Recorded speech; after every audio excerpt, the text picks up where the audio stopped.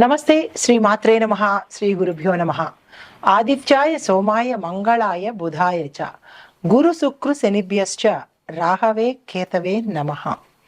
మనకి ఖగోళ శాస్త్రంలో దృక్పంచాంగం ప్రకారము జ్యోతిష ప్రకారము 9 గ్రహాలు మనకి 12 రాసులు ఇలా విభజించబడి ఉన్నాయి.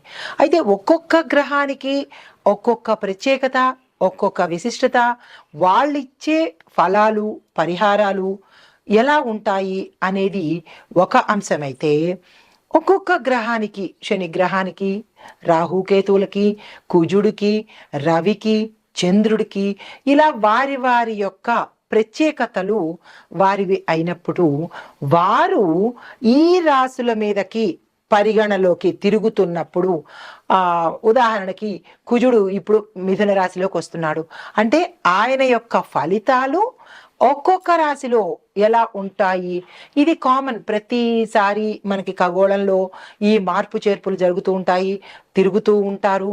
అప్పుడు తిరుగుతున్నప్పుడు మనకి ప్రత్యేకంగా ఒకరోజు ఒకలాగా, ఒక వారం అంతా ఒకలాగా, ఒక నెలంతా ఒకలాగా, ఇలాగా వారి యొక్క పరిభ్రమణను బట్టి, వారి యొక్క గమనాన్ని బట్టి మనకి స్థితిగతులు మారిపోతూ ఉంటాయి, ఆరోగ్యాలు మారిపోతూ ఉంటాయి. లేదా మన యొక్క ఫలితాలు ఒకరోజు ఒకలాగా, ఒకరోజు ఇంకొకలాగా, ఆకస్మికంగా ధనం రావడము, ఆకస్మికంగా ధనం పోవడము, ఇలాంటి చిన్న చిన్న అంటే దుష్ప్రభావాలు మంచి ఫలితాలు కూడా ఇస్తూ ఉంటారు. అందులో భాగంగా ఇప్పుడు ప్రస్తుత అంశము కుజుడు మిథున రాశిలోకి ప్రవేశించేటప్పుడు ఎలాంటి ఫలితాలు ఇస్తున్నాడు, అది మేషాది 12 రాశుల వారికి ఎలా ఉండబోతోంది అనే దాన్ని చెప్పుకునేదానికి ముందు కుజుడు అనేది ప్రత్యేకమైన గ్రహం అన్నమాట. అంటే జ్యోతిష శాస్త్ర ప్రకారము కుజుడిని అంగారకుడు అంటారు. అంటే ఆయన ఎర్రని రంగు కలిగిన వాడనమాట. అయితే ఈ గ్రహాలన్నిటిలోకి ఈ కుజ గ్రహానికి కొంచెం భయపడతారు. ఎక్కడ భయపడతారు అంటే ఆరోగ్యరీత్యా కొంతమందికి ప్రభావాన్ని చూపిస్తాడు, వివాహానికి సంబంధించి విపరీతమైన ప్రభావాన్ని చూపిస్తాడు.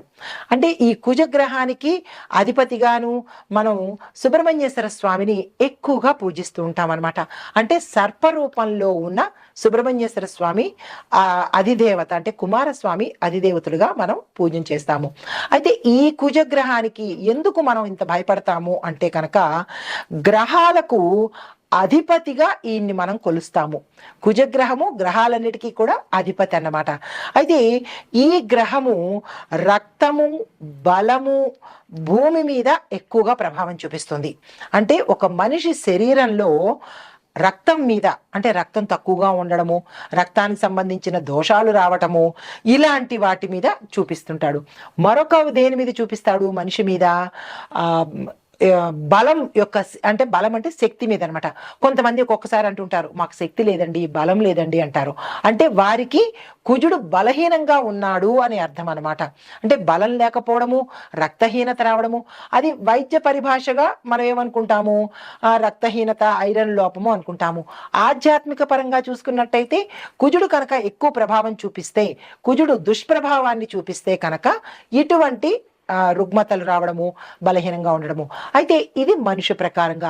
మరి భూమి మీద ఎలా చూపిస్తాడు అంటే కనుక భూమి బేట్లు వారిపోవడము, పంటలు సరిగా పండకపోవడము, వాతావరణంలో విపరీతాలు సృష్టించబడ్డము, ఇలాంటి వాటి యొక్క ప్రభావం కలిగింది అంటే అది తప్పనిసరిగా కుజుడి యొక్క పరిహారం, అంటే కుజుడి యొక్క ప్రవర్తన అని మనకి అర్థమవుతుంది అనమాట.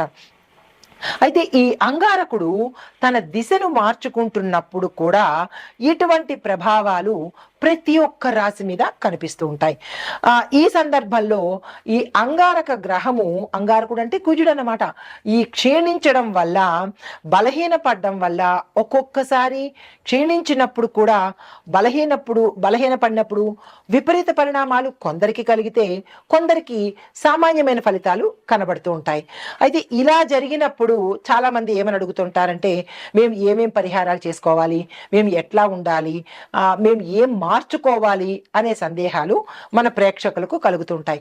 అయితే ఇప్పుడు ఈ ఏ సమయంలోంచి మనకి ఈ కుజుడు వచ్చాడు అనేది ప్రత్యక్షంగా నేను చెప్తాను. ఈ గ్రహ మార్పు అనేది ఎవరికి అధిపతి అంటే కుజుడు మేషరాశికి, వృశ్చిక రాశికి అధిపతి. ఇలా ఈ గ్రహాలన్నీ కూడా కొన్ని కొన్ని రాశులకు అధిపతి అవుతారు. ఇప్పుడు శనేశ్వరుడు ఉన్నాడు, మకర కుంభాలకు అధిపతి అన్నమాట. అలాగే కుజుడు మేషరాశికి, వృశ్చిక రాశికి కూడా అధిపతి. ఈ అధిపతులు అవ్వడం వల్ల ఒక రకమైన అంటే వారికి ఫేవర్ చేస్తూ ఉంటాడు. ఎవరైతే ఏ రాశులకు అధిపతి అవుతారో ఆ రాశులకి ఫేవర్ చేస్తూ, అంటే ఫేవర్ అంటే మరీ ఎక్కువ ఫేవరిజం కాకుండా కొంచెం సులువు సూత్రాలు ఇస్తుంటాడు.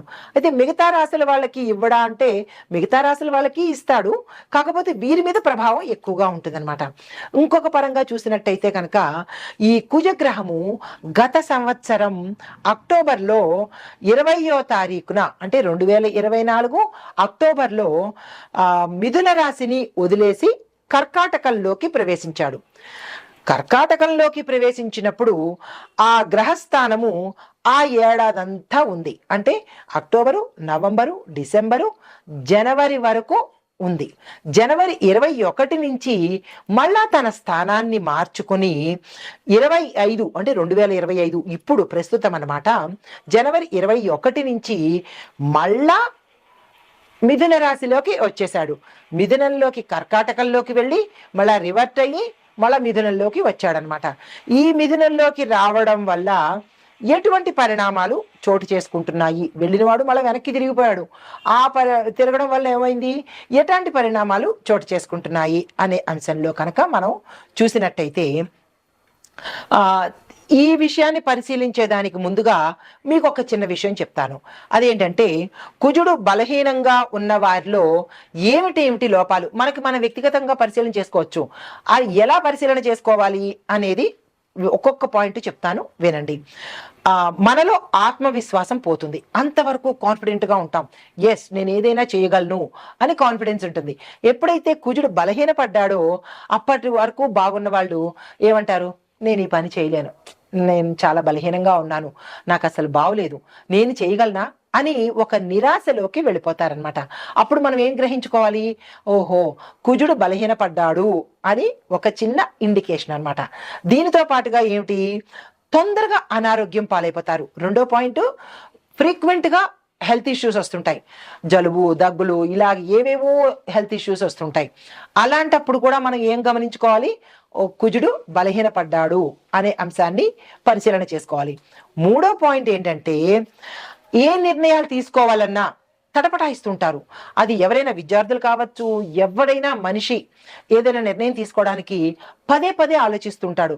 మనం కూడా ఏమనుకుంటుంటాం, ఇది చెయ్యాలా వద్దా, వద్దులే అని కాసేపు, లేదు తప్పనిసరిగా చెయ్యాలి అని మరుక్షణం అనుకుంటాం, మళ్ళా ఏమంటారు, వద్దులే అని డైలమాలో సందిగ్ధంలో పడతారు. అలాంటప్పుడు మనం ఏమనుకోవాలి, ఇది ప్రతి ఒక్కళ్ళకి ప్రతి జీవితంలోనూ అనుభవంలోకి వచ్చిందే, కావాలంటే మీరు చెక్ చేసుకోండి. అప్పుడు మనం ఏమనుకోవాలి, కుజుడు మనకి బలహీనపడ్డాడు అని మనం వెంటనే గుర్తు తెచ్చుకోవచ్చు. ఇది మూడో పాయింట్.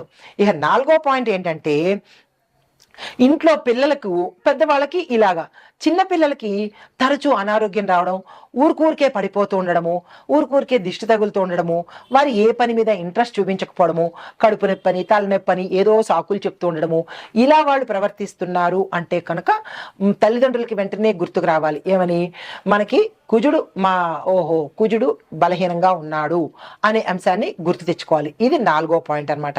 అయితే శరీరంలో కొంతమందికి రక్తము తగ్గిపోతూ ఉంటుంది. రక్తం ఎప్పుడైతే తగ్గిపోయిందో వైద్యపరంగా ఏం చెప్తాం, ఎనీమియా వచ్చేసింది, వీళ్ళకి రక్తహీనత వచ్చింది అని డాక్టర్లు చెప్తారు. కానీ డాక్టర్లు ఏం చెప్తారు, మందులు చెప్తారు తప్ప వాళ్ళకి ఆధ్యాత్మిక పరంగా తెలియదు కదా, జ్యోతిష పరంగా తెలియదు కదా. జ్యోతిష పరంగా మేమేం చెప్తాము అంటే, కుజుడు బలహీనపడ్డాడు కాబట్టి కుజుడుకు సంబంధించిన గ్రహాలు శాంతి చేయించుకుంటే, ఎందుకు, కుజుడు రక్తం మీద ప్రభావాన్ని చూపిస్తాడు కాబట్టి దానికి సంబంధించిన పరిహారాలు చేసుకోవాలి. అది తప్పనిసరిగా మనకి జాతకంలోనే బయటపడుతుంది. డాక్టరు నాడి పట్టుకుంటేనో, స్టెత్ పట్టుకుంటేనో, కళ్ళు చూస్తేనో రక్తం లేదు అని చెప్తాడు. జ్యోతిష్యులు ఏం చెప్తారు? జాతక పరిశీలన చెయ్యంగానే అందులో మీకు కుజదోషం ఉంది కాబట్టి మీకు ఈ పరిస్థితులు వస్తున్నాయి అనే అంశాన్ని చెప్తారు. అంటే ఇటు వైద్యపరంగానూ కరెక్టే, ఇటు ఆధ్యాత్మిక పరంగానూ కరెక్టే. రెండు మనం తీసుకోవాలి. ఈ రెండు తప్పనిసరి, ఒకటే బేస్ మీద కాకుండా. అయితే దీనికి మనం ఏం చేసుకోవాలి అంటే కనుక ఎక్కువ క్యారెట్ తీసుకోవాలి. అంటే రక్తం తక్కువ ఉన్న వాళ్ళకి రెమెడీస్ చెప్తున్నాను. క్యారెట్ తీసుకోండి, టమాటాలు తీసుకోండి, బీట్రూట్లు, పప్పు, బెల్లము, ఇటువంటి పదార్థాలు మీరు తీసుకుంటూ ఇవే పదార్థాలు దానంగా ఇచ్చేయండి. అంటే వైద్యపరంగా మీరు ఇవి తింటూ ఉండాలి, ఆధ్యాత్మిక జ్యోతిష్యపరంగా ఇవి దానాలు ఇవ్వాలి. ఇస్తే అటు డాక్టర్ని మీరు సాటిస్ఫై చేసినట్టు, ఇటు గ్రహాల్ని కూడా సాటిస్ఫై చేసినట్టు అనమాట. గుర్తుపెట్టుకోండి, ఇవి మీరు దానంగా ఇవ్వాలి. దీనితో పాటుగా సాధ్యమైనంత వరకు డాక్టర్లు ఏం చెప్తుంటారు? ఎక్కువగా మీరు నేల మీద పడుకోండి, దిళ్ళు పెట్టుకోకండి అని చెప్తుంటారు కదా, అది వైద్యపరంగా. అయితే ఇప్పుడు జ్యోతిషపరంగా కూడా మనం ఏం చేయాలి? కుజగ్రహం తక్కువగా ఉన్నప్పుడు, బలహీనంగా ఉన్నప్పుడు తప్పనిసరిగా మీకు ఈ సిమ్టమ్స్ కనపడుతుంటే నేల మీదే పడుకోండి. ఎందుకు అంటే కుజుడు అంటే అంగారకుడు భూమిపుత్రుడు కదా, కాబట్టి భూశయనం తప్పనిసరి అన్నమాట. అప్పుడు కొంత గ్రావిటేషనల్ పవర్గా, అంటే నేను మీకు రెండూ చెప్తున్నాను, ఆధ్యాత్మికంగాను చెప్తున్నాను, అంటే ఆధ్యాత్మికం అంటే జ్యోతిషపరంగాను చెప్తున్నాను, ఇటు వైద్యపరంగాను చెప్తున్నాను. ఈ వైద్యపరంగా కూడా ఏం చేయొచ్చు? మనం నేల మీద పడుకోవచ్చు. నేల మీద ఎందుకు అంటే భూమికి గ్రావిటేషన్ పవర్ ఉంటుంది కాబట్టి మనలో ఏదైనా శక్తిహీనత ఉంటే, వెంటనే నెగిటివిటీ ఉంటే అది భూమి తీసేసుకుంటుంది అనమాట. ఆ పరంగా భూమి మీద పడుకోమని చెప్తారు.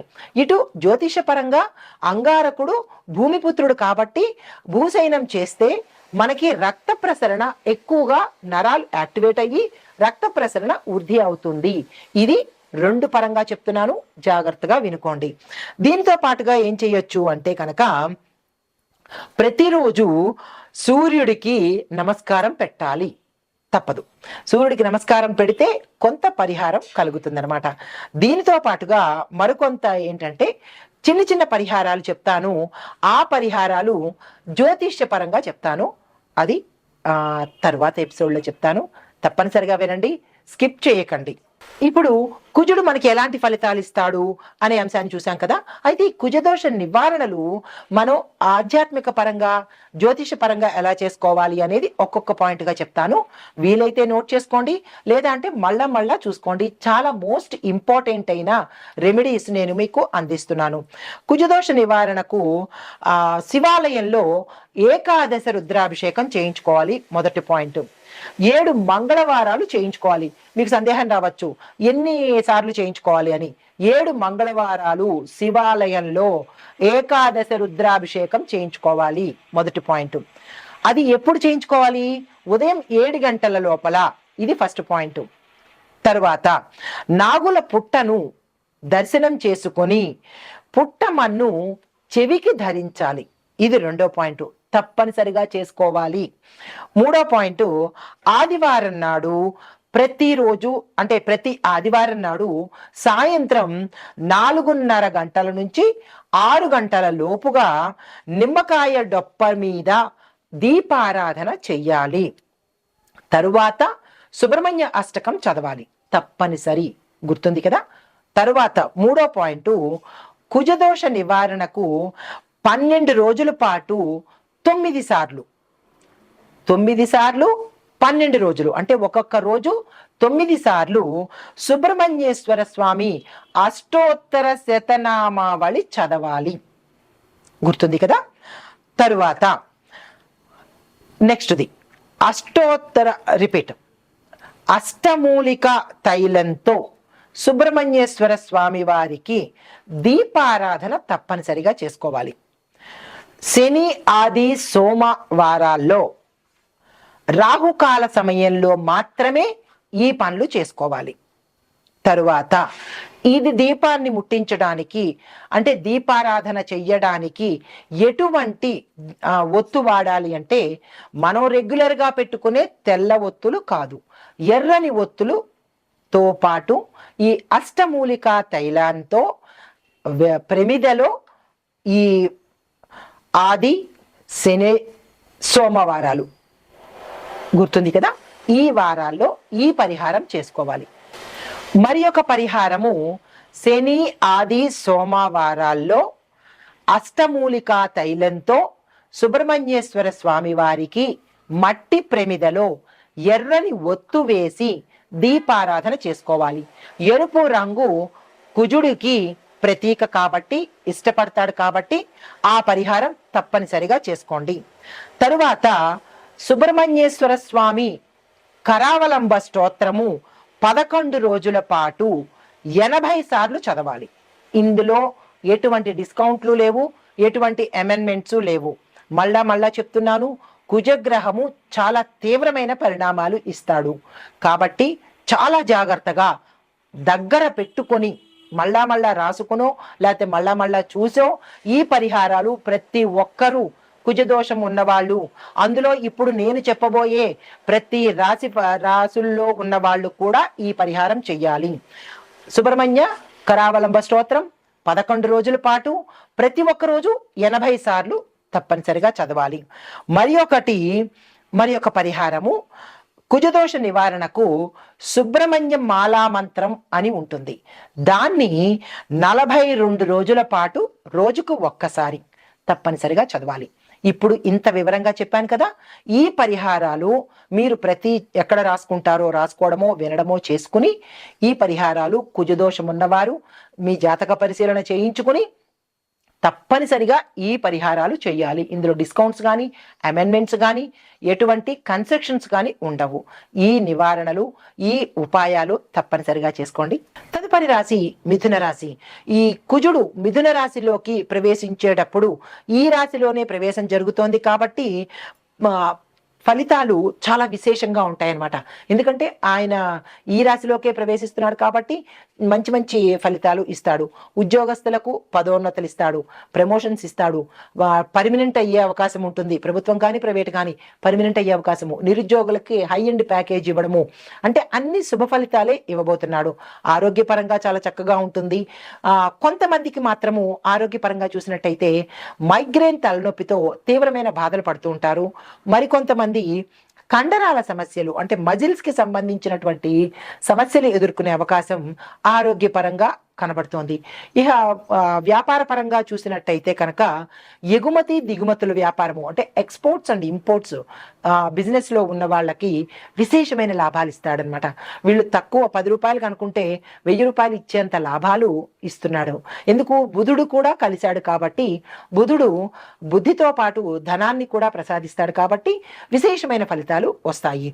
అయితే ఉద్యోగస్తులకు కొంతమందికి ప్రమోషన్స్ రావడంతో పాటు కొంతమందికి కుజ ప్రభావము మీరా జాతకంలో ఉన్నట్టయితే ఉద్యోగాలు పోవడము, లేదంటే పోలీస్ కేసుల్లో ఇరుక్కోవడమో, లేదంటే కోర్టు కేసుల్లో ఇరుక్కోవడమో, లేదంటే సిబిఐ దాడుల్లో ఇరుక్కోవడమో, ఇలాంటివి చెడు పరిణామాలు జరిగే అవకాశం కనపడుతోంది. జాగ్రత్తలు తీసుకోండి.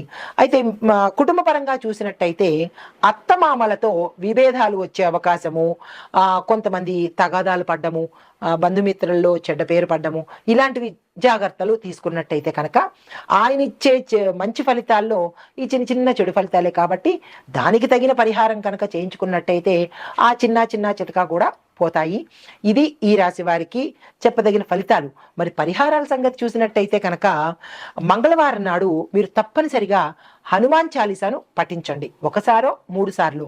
దీనితో పాటుగా కుజదోష నివారణకు ఇందాక చెప్పినటువంటి పరిహారాలు ఏదో అన్నీ చేయగలిగితే మంచిది, లేదు అంటే మీకు ఏది సులువు అవుతుందో ఆ సులువు పరిహారాలు తప్పనిసరిగా చేయించుకోండి.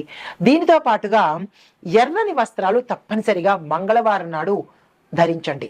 మర్చిపోకుండా ఎర్రని వస్త్రాలు ధరించడము, ఎరుపుకు సంబంధించిన పళ్ళను దేవుడికి నైవేద్యం పెట్టడము, నవగ్రహ ఆలయాలలో కుజుడికి సంబంధించినటువంటి పూజలు, హోమాలు, దానాలు. అంటే దానాలు ఏమిస్తారు అంటే ఎర్ర కందిపప్పు ఉంటుంది కదా, ఎర్ర కందిపప్పు, ఎర్రని కందులు, ఇందాక కూరగాయల్లో చెప్పుకున్నట్టయితే బీట్రూట్లు పేదవారికి ఇవ్వండి. ఈ ఎర్రని కందులు అవిని పురోహితులకు కానీ పంతులకు కానీ పేదవారికి కానీ మీ ఇష్టము, ఇవి మాత్రం తప్పనిసరిగా చేసుకోండి. ఇవి గోచార రీత్యా చెప్పదగిన పరిహారాలు, సూచనలు దృక్పంచాంగం ప్రకారం చెబుతున్నవన్నమాట. ఈ పరిహారాలు పాటించుకొని కుజుడు యొక్క అనుగ్రహానికి ప్రతి ఒక్కళ్ళు పాత్రులు కండి. నమస్తే. ఇప్పుడు కుజగ్రహము మిథున రాశిలోకి ప్రవేశించడం వల్ల మొత్తం మీద ఒక్కొక్కరికి ఎలా ఉండబోతోంది అంటే, అన్ని రాశుల వాళ్ళకి ఉద్యోగస్తులకు ఒత్తిడి పెరుగుతుంది, కానీ కొత్త అవకాశాలు వస్తాయి. వ్యాపారస్తులకు పెట్టుబడుల్లోనూ మంచి అవకాశాలు వస్తాయి, కొన్ని వ్యాపారాలు నష్టాల్లోకి పెడతాయి. ఆరోగ్యపరంగా చూసినట్టయితే శస్త్రచికిత్సలు జరగడము, హృదయానికి లంగ్స్కి తర్వాత జీర్ణ వ్యవస్థకు ఇలా మేజర్ పార్ట్లకు ఇబ్బంది కలిగే అవకాశం ఉంది. అది జాగ్రత్తలు తీసుకోండి. కుటుంబ పరంగా ఒత్తిడులు, విడిపోవడాలు ఇలాంటి సమస్యలు కనబడుతున్నాయి, అవి జాగ్రత్తలు తీసుకోండి. అయితే ముఖ్యమైన పరిహారాలు ఓవరాల్గా చెప్పదగినది ఏంటంటే, హనుమాన్ చాలీసా ప్రతి ఒక్కళ్ళు 3 సార్లు చదవవలసిందే. తరువాత రక్తదానం తప్పనిసరిగా చేయాల్సిందే. ఎర్రని వస్త్రధారణ ప్రతి మంగళవారము ధరించవలసిందే. గోపూజ, శివపూజ తప్పనిసరిగా చేయవలసిందే. ఇవి ఓవరాల్గా ఈ పరిహారాలు కుజ ప్రభావ సంబంధిత దోషాలు ఉన్నవాళ్ళు తప్పనిసరిగా చేయించుకోవాలి. ఇది మరీ చెప్తున్నాను, ఆ దిశగా మీరు ప్రయత్నం చేయండి. నమస్తే.